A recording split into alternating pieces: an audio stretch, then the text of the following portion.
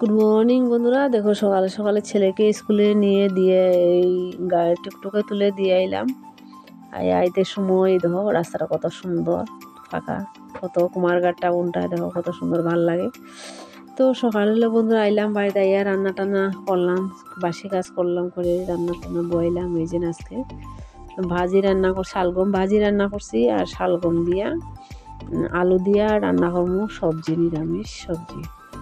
আর বন্ধুরা দেখো, আশা করি আপনারা সবাই ভালোই আছেন, আমিও ভালো আছি।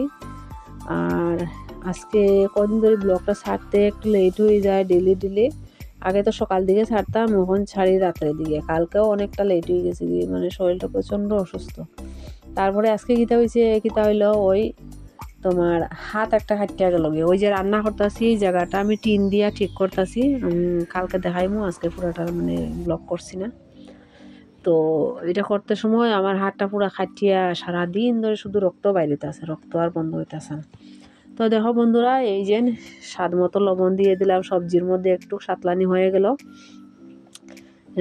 স্বাদ আন্দাজ মতন হলুদ দিলাম, এই যে জিরা ধনিয়ার গুঁড়া এগুলো দিয়ে দিলাম।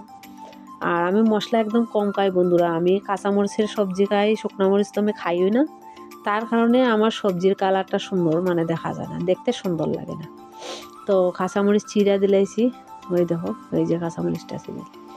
তো সবজিটা একদম মানে মশলা কম দিয়ে আমি রান্না করে খাই।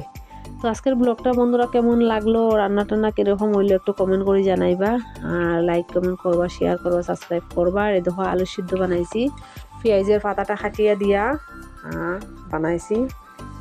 পেঁয়াজের পাতা আলু সিদ্ধর মধ্যে দিয়া খাইতে একটা আলাদা টেস্ট লাগে। এই দেখো ফাইনালি সবজিটা হয়ে গেলো। তো সবিতা সেন ফ্যামিলি ব্লগে সবাইকে অনেক অনেক শুভেচ্ছা, ভালোবাসা রইল বন্ধুরা।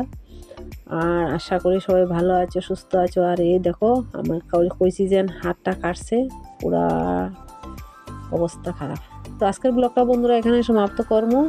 ততক্ষণ পর্যন্ত আপনারা সবাই ভালো থাকো, সুস্থ থাকো। আবার কাল একটা নতুন ব্লগে দেখা হবে।